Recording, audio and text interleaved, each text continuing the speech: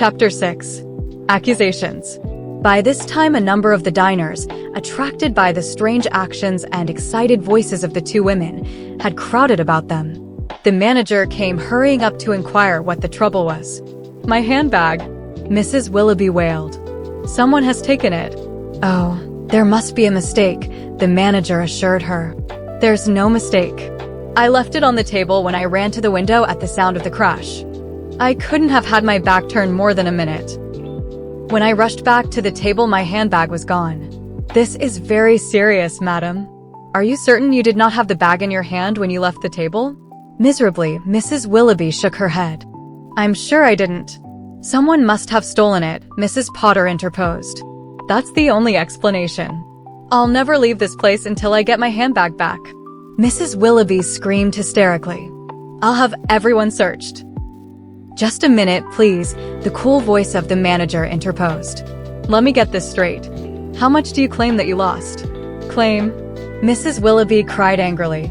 "Do you mean to insinuate that my handbag wasn't stolen?" "I am not insinuating anything.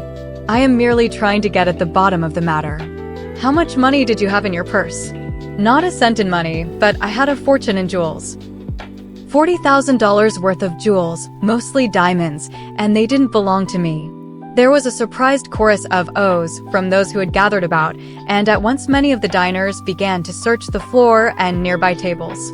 No trace of the handbag was found. "I regret that such a thing has happened in my tea room," the manager said, with a troubled frown. "But of course it was very unwise of you to bring such an amount into the dining room. We provide a safe for our customers' valuables. Since you did not choose to make use of it, the management is in no way responsible for your loss. However, I will do everything in my power to help you recover the jewels. They were stolen by someone in this room." Mrs. Willoughby cried excitedly.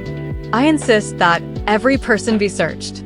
The manager hesitated, for she felt that such a procedure might arouse the ire of her customers, especially those who were socially prominent. "I for one am willing to submit to a search," a feminine guest declared quickly. Others expressed their willingness to subject themselves to the ordeal. Of all the guests, only 2 women insisted that the search would be an indignity. One of these, the dark woman who had attracted the attention of Mrs. Willoughby and Mrs. Potter some time before, tried to slip out of the door. "Don't let her go," Mrs. Potter cried. "She must be searched with the others." "I have nothing to conceal," the woman retorted with a show of hauteur. "We will see about that," Mrs. Willoughby snapped. "You'll see yourself if you persist in this indignity," exclaimed the woman, a spot of scarlet flaming into each cheek. "Perhaps it will be best for you to submit to the search," the manager suggested in a conciliatory voice. "If you ladies will step into the adjoining cloakroom one by one, I will make the search myself." Again the black-eyed woman began to protest angrily, but her companion, who had been the only other person to object to the search, said a few words in an undertone, and the enraged woman closed her mouth in a grim line and said no more.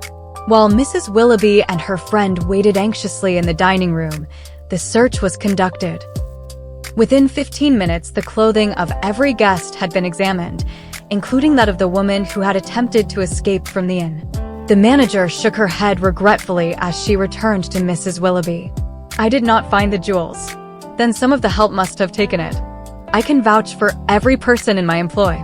I demand the highest references." "Well, someone took the pocketbook.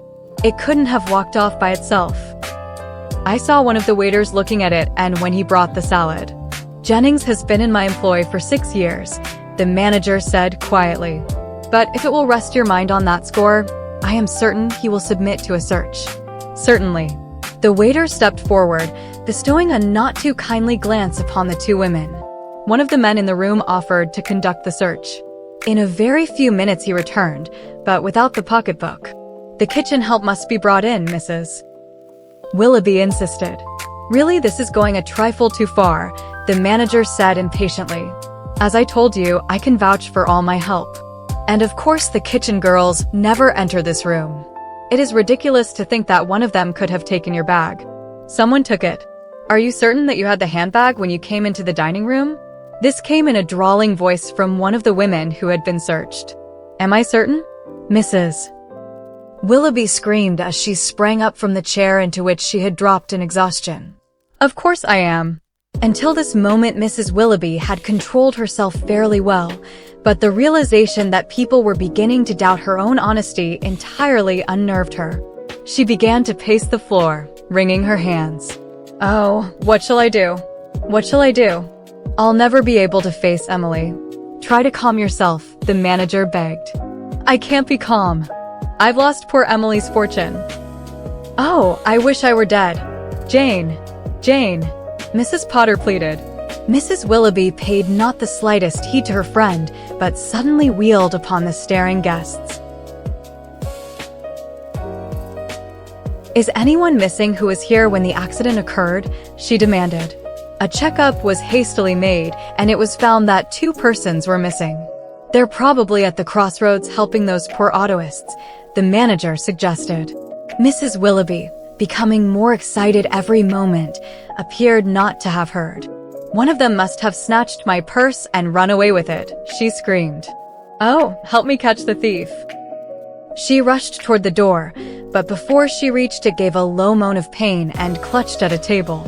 She would have fallen to the floor had not Mrs. Potter caught her in her arms. It's her heart, Mrs. Potter cried. The excitement has been too much for her. Oh, she's fainted. Willing hands aided Mrs. Potter in stretching the limp figure out upon a couch. Someone brought a pitcher of water. A damp cloth was pressed against Mrs. Willoughby's forehead and her hands were chafed. After a few minutes, she began to revive. What will Emily say when I tell her? She moaned over and over. The bystanders murmured, some sympathetically, some skeptically. She will be all right in a few minutes, Mrs. Potter said. She has had trouble with her heart before. Poor thing. I don't wonder that she fainted. As soon as Mrs. Willoughby was able to sit up, the manager suggested that she be removed to another room. No, I feel better now, Mrs. Willoughby said weakly. I can walk to the automobile. In spite of the protests of those who had attended her, she insisted upon departing. Leaning heavily upon Mrs. Potter's arm, she moved slowly toward the door. I'm sure we'll find the handbag for you, the manager said kindly. Mrs. Willoughby shook her head. I'm convinced someone snatched it and ran away. I'll probably never see the jewels again. Oh, my poor little Emily. How can I tell her?